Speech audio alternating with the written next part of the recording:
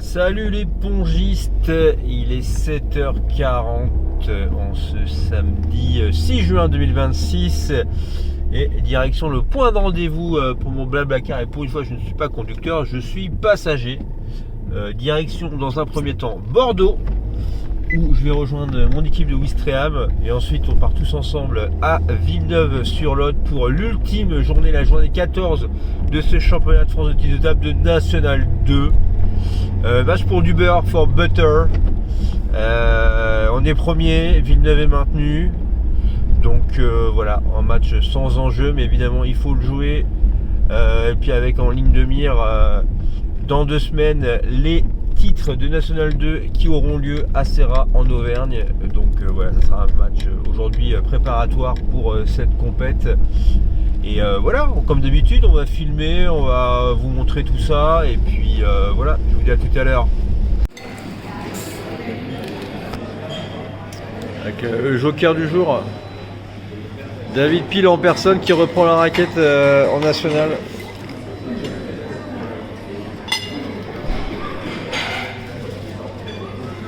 Et les jeunes qui bouffent des sandwichs, ils n'ont pas de notion de diététique encore, les gars. Putain. En studio, le mec dans son coin, il a embauché 4 figurants. Il se passe quoi?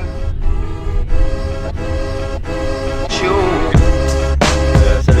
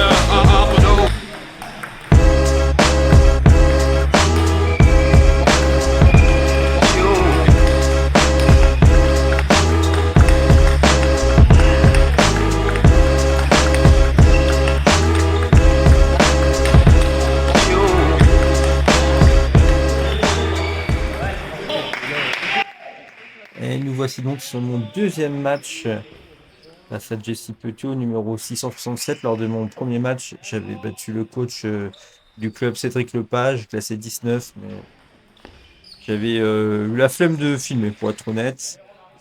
Donc là, on doit être à 4-0, quelque chose comme ça, pour nous, sur la rencontre. Et Jesse, il faut savoir que je l'avais déjà joué il y a 3 ans dans un tournoi. Et à l'époque, il jouait avec un picot en verre et il s'était mis à la défense et j'avais sauvé une balle de match, je crois.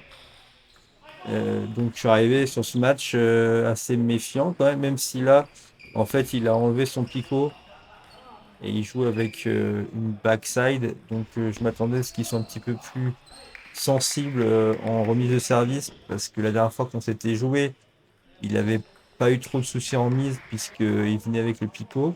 Donc là, on l'a vu tout de suite bouffer le service entrant coupé.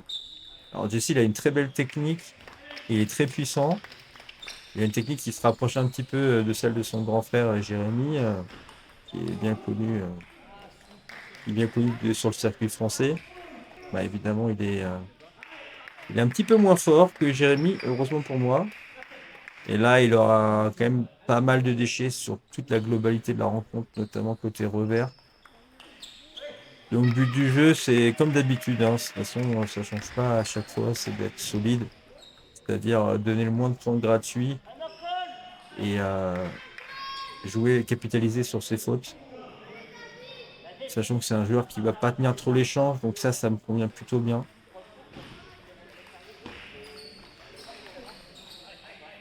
Là, j'étais pas sûr de l'effet de service, donc j'ai préféré remettre non, mais c'était un petit peu trop dans la raquette. Alors celle-là, elle est belle. Petit peu de chanceux, le contre-top petit côté. Mais ça fait plaisir de les rentrer, celle-là. Donc je continue de varier avec du service long, varier avec le service court coupé comme ça. Ça fonctionne plutôt bien. Bon là j'aurais peut-être pu démarrer. Là je bloque mon bras en contre-top. J'aurais aimé me voir plus traverser. Là par contre, bonne anticipation de ma part et bon bloc. Là je m'en sors bien. Parce qu'il avait un petit caviar à jouer. Les services qui continuent de fonctionner. Là le petit démarrage au ventre. J'essaie de ne pas lui donner d'angle pour pas me manger de contre-top. Allez, là je termine proprement. Il teste une rotation. Et je loupe la balle haute.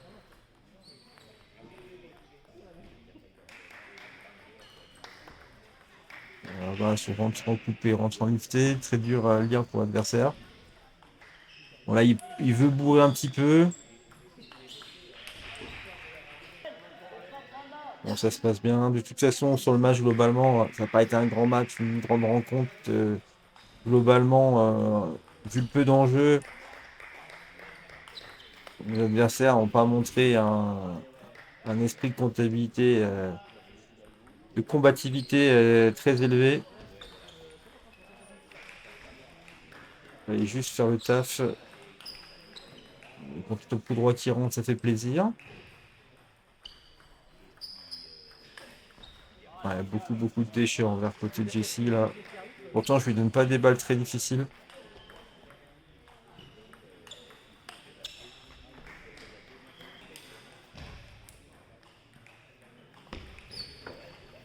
Il sert pas trop mal, Jesse.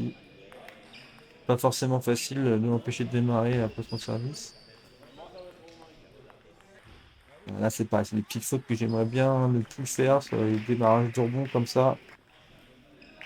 Sur ce match-là, c'est sans conséquence, mais sur des matchs un petit peu plus serrés, ça peut vraiment coûter cher. Sur les balles mi-hautes, j'ai essayé de moins forcer, d'allonger ma gestuelle, aller bien vers l'avant.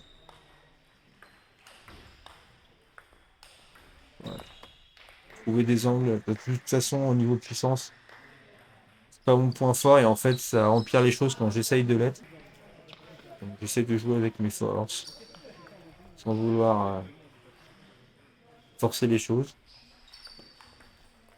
Ça, c'est pas mal, voilà, tout en décontraction, juste en déposant la balle avec un bon placement. Et ça se termine 3-0. Match facile face à Jesse. Là, je vous mets un petit peu la fin du match entre Thiago Montero et donc Cédric Lepage. Ça se termine un petit peu en exhibe. Le match est évidemment à sens unique. Thiago qui aura réussi la performance de finir la saison invaincu.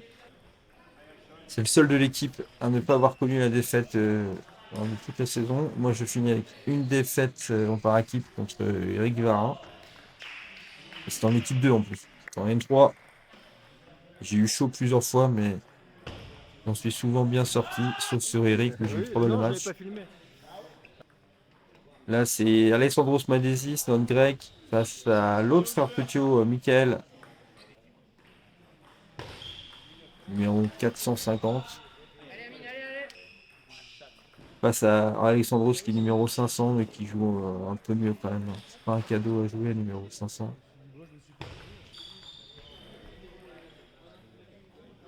Et là, ça enchaîne, ça fait 7-0 pour nous. Le dernier match, donc on a David Pile, notre joker de luxe, classé 20, qui joue contre Amine, qui est numéro 500. Alors, c'est un match un peu bizarre. Alors David, il sert vraiment pas mal, il sert beaucoup long. Ça a beaucoup gêné ses adversaires. Et donc David qui devait nous faire 2 magnifiques points. 2 perfs, ce qui nous permet de finir le match 8-0. Et donc là, on est dans le clubhouse de Villeneuve-sur-Lot. Alors j'aime beaucoup ce clubhouse parce qu'il y a énormément de photos qui relatent un petit peu tout le glorieux passé du club. En partant de la première accession de National 1 en Pro B au milieu des années 2000. Et puis après, avec évidemment les années glorieuses au milieu des années 2010, sous l'ère Girard et Wesh, avec évidemment la légende du club, Jérémy Petiot. C'était l'époque où à la fois Jérémy et Stéphane étaient en équipe de France. Et évidemment, Stéphane Wesh, double champion de France 2014-2016, qui a amené le club assez haut jusqu'en Pro A. Il est rentré de Nice, première séance. Oh, bonjour,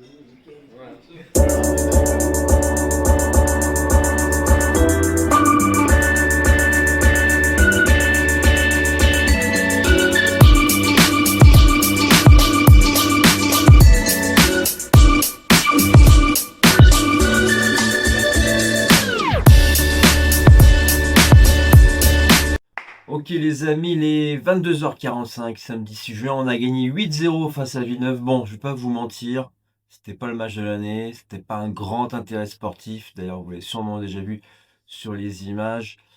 C'était pas le match le plus spectaculaire ni serré de la saison. Bref, c'était un match à faire, à gagner pour finir premier de ce groupe et nous préparer et prendre le plein de confiance pour les playoffs, les titres de National 2, qui auront lieu donc dans 2 semaines à Serra en Auvergne. Et vu que ce vlog va être un petit peu moins intéressant au niveau sportif, je voulais en profiter pour vous présenter mon partenaire du club qui est juste derrière moi, qui s'appelle Alexandros Madésis. Il est grec et je vais lui poser quelques questions pour qu'on en apprenne un petit peu plus sur lui.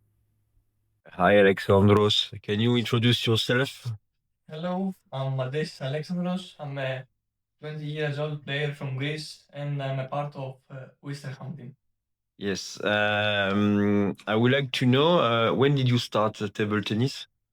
I started at the age of 7, 8 because we had a whole family in this sport, so I need to try. Yeah, all your family play table tennis?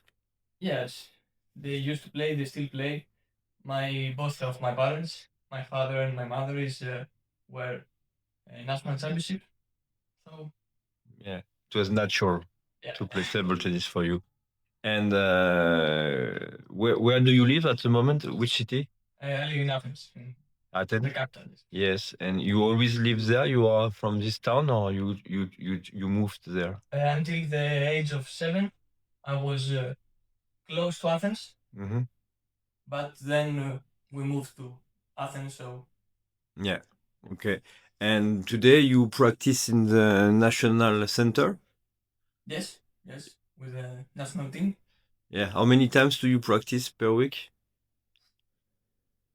Sometimes single, sometimes double, maybe 10 times. 10 times. And what are the big names in this center that maybe we can know? Yeah, Jonis, Vropoulos for sure. Yeah, the Dionis best there. is still practicing a lot, Dionis? Yes. Yeah? He cannot stop. Yeah, it's amazing. Dionis, qui est le jeu qui joue en Pro B à Nantes, hein, je précise pour nos spectateurs.